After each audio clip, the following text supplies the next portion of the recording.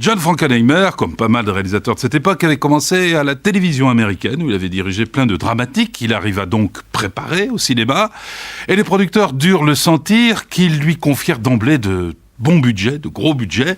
Le prisonnier d'Alcatraz n'est pas un si gros budget que ça, techniquement, car les films de prison, chacun le sait, constituent un sous-genre précieux dans le sens qu'il condense l'action et le suspense sur un seul lieu dramatique peu coûteux, le lieu carcéral. Cela dit, il y a quand même ici une superstar qui a son prix, bien entendu, Burt Lancaster, qui, bien qu'il se passionne pour les oiseaux pendant tout le film, ne se nourrissait quand même pas de petites miettes. Lui, il fallait le payer.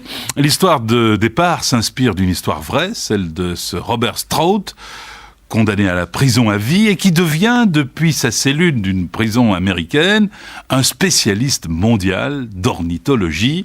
Il paraît que le vrai Robert Stroud était beaucoup moins pacifique et paisible que nous montre Frankenheimer. N'empêche, le film rend fort crédible ce personnage et il se donne les moyens, en longueur, de le faire avec un Lancaster impressionnant, tout du long de self-control.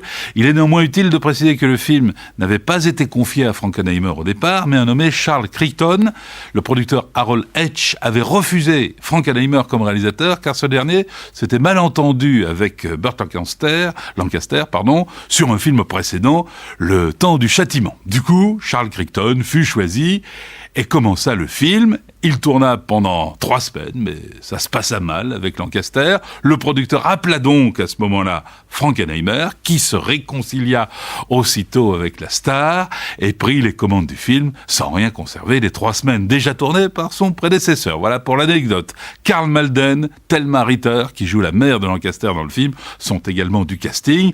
Karl Malden jouant le directeur de la prison, un petit peu austère, mais c'est évidemment la patience de Burt Lancaster, sa force de contrôle, sa densité dans ce rôle de prisonnier parlant aux oiseaux, qui allait faire de ce long film en noir et blanc, 2h20 quand même, un formidable succès à l'époque, signalant quand même que le film avait tant ému le public et que dans les salles américaines, des pétitions furent signées en soutien au vrai Robert Stroud, toujours en prison à l'époque. Voici Le prisonnier d'Alcatraz de John Frankenheimer, 1962.